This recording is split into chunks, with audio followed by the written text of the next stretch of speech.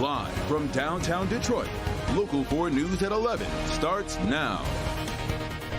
A nightmare scenario for first responders, a fast-moving fire and hundreds of senior citizens, many with serious mobility issues, trapped inside. Before even a drop of water could be put on the meadows of Southgate, police and firefighters ran inside to start evacuating seniors from their homes.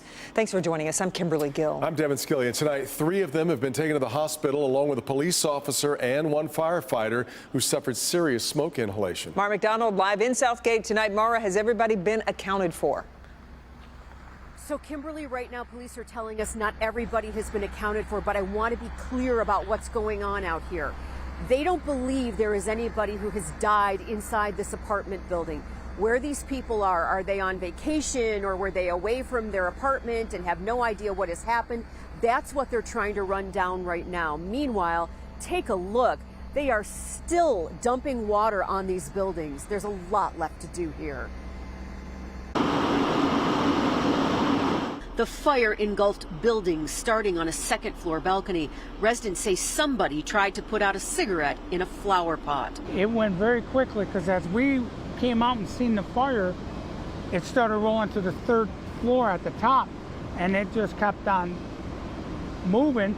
Sky 4 capturing the enormity of what firefighters were faced with. Every department downriver came to help out. Seniors living inside say the fire just overwhelmed them. It just black smoke. Black, smelly. So black, and you couldn't see, right? Yeah, I couldn't see. Yeah. Couldn't breathe. And then they had told us before that if the fire alarm goes up, go on the patio or the balcony.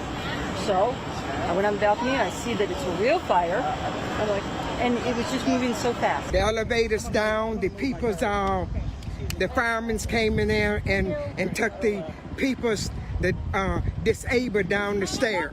Evacuations were not easy. So many people with limited mobility. 1 firefighter and 1 police officer sent to the hospital with smoke inhalation from doing those initial evacuations. Hundreds of people have lost everything. At least 2 of the buildings are total losses. This is one of the rare scenarios that you ever go to. You talk about it, but it's always something you really truly never think you're going to come across, and we did. Are you proud of your people for how they handled it? 100%. Back here live, police, fire, EMS, they all got the seniors out here who didn't have anybody to come and pick them up over to the Southgate Senior Center where the Red Cross has stepped in and is helping finding placements for everybody. We're live in Southgate tonight. I'm Mara McDonald, Local 4. Okay, Mara, thank you. And new at 11, Inkster's mayor has been indicted on a federal bribery charge. Federal prosecutors say 49-year-old Patrick Wimberly demanded $50,000 in bribes to facilitate the sale of city property to an outside party. They say he accepted the bribes from September 2023 through this past April. Wimberly was elected mayor in 2019. He's seeking re-election this year. If convicted, though, he faces up to 10 years in prison and a $250,000 fine. The frustration and grief building in a Detroit neighborhood after an 8-year-old is shot in the head. This happened this afternoon on Snowden Street between Eaton and Chalfont on the city's west side. That child tonight is in critical condition. Pamela Osborne live with more here as neighbors look for answers. Pam. And Devin, still so many unanswered questions at this hour. Some of those questions coming from neighbors who told us they could tell those children were in need of help for some time.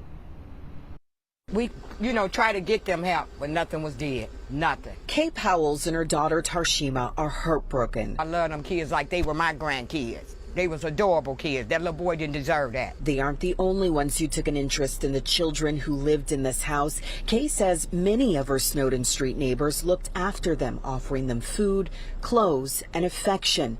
She heard the gunshot. Oh, I thought it was an M80. And later learned it came from a gun fired by one of 4 children who were unsupervised in that house. An 8-year-old boy was shot in the head. I was devastated. I brought tears to my eyes. I wouldn't want that to happen to no child. And no gun shouldn't be placed where kids can get to a gun. We've been here too many times, and here we are again. where it did not have to happen. Detroit Police Chief James White says the children were in the home with 4 adults who were allegedly sleeping at the time. Investigators have a lot of questions for those adults who they say did not immediately act. We're very concerned why no adult took the child to the hospital. We're very concerned why it took 30 minutes. And we're very concerned as to where the gun is. The chief confirms what neighbors had told us, that calls were made to social services and that just a few weeks ago, CPS visited the home. It was just apparent, from what I viewed, is that there was some mental issues. There were some mental issues, and, the neighbors, they called a few times to, get some help, but nothing, was done. I did reach out to the agency that oversees CPS this evening. We have not yet heard back. As for this investigation, we know that police removed multiple guns from inside of that home. They say that one of the adults who was in that house has a history of illegally carrying weapons.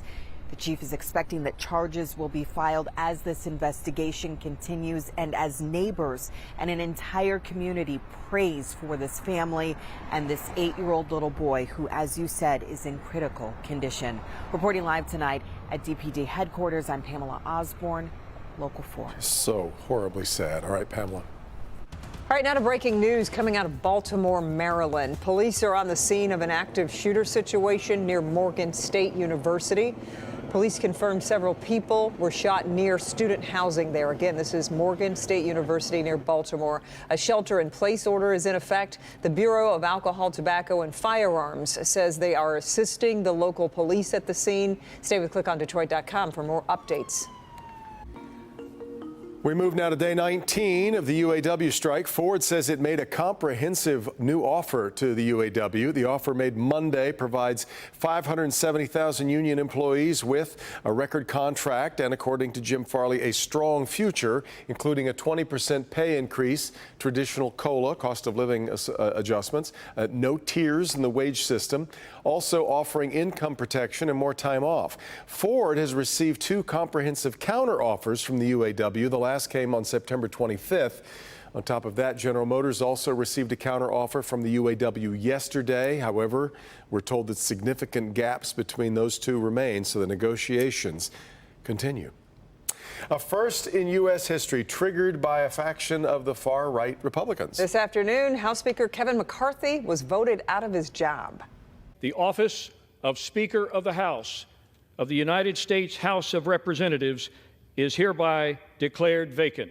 The House voted 216 to 210 to oust McCarthy from his speakership, with 8 conservatives joining Democrats to remove him. 7 House members were absent from the historic vote. Today's vote comes just 3 days after McCarthy was able to pass a continuing resolution to fund the government and avert a shutdown with the help from Democrats.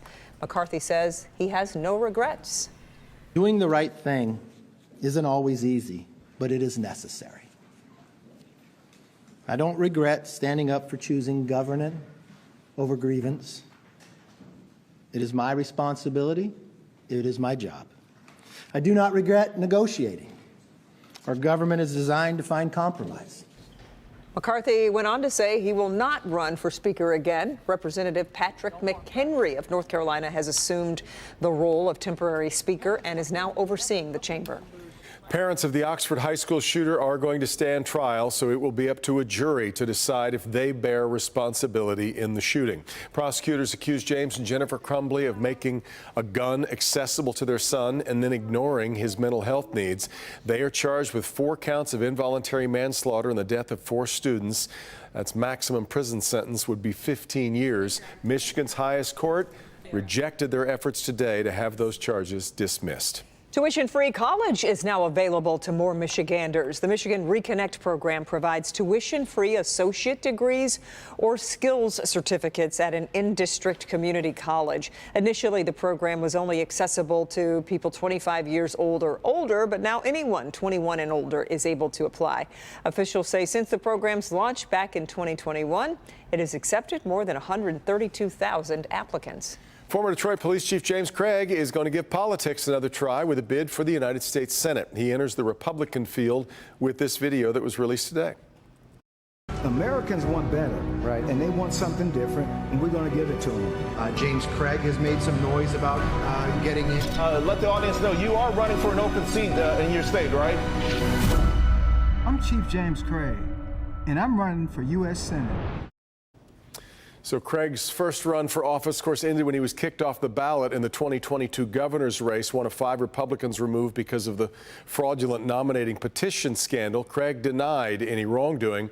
He is the second candidate with a pretty widely known name to join the GOP primary. The other would be former Congressman Mike Rogers. They are among the candidates that you see here seeking the seat that is going to be empty thanks to the retirement of Democrat Debbie Stabenow. Carpool lanes on I-75 in Oakland County, one step closer to being a reality. The Michigan House passed along the bills that would make the high occupancy vehicle lanes a go here in Michigan. The new lanes would be restricted between 6 a.m. to 9 a.m. and 3 p.m. to 6 p.m. Monday through Friday. You have to be riding with at least one other passenger. Buses, motorcycles, and emergency vehicles are allowed as well. The legislation heads to Governor Whitmer's desk, where she is expected to sign it.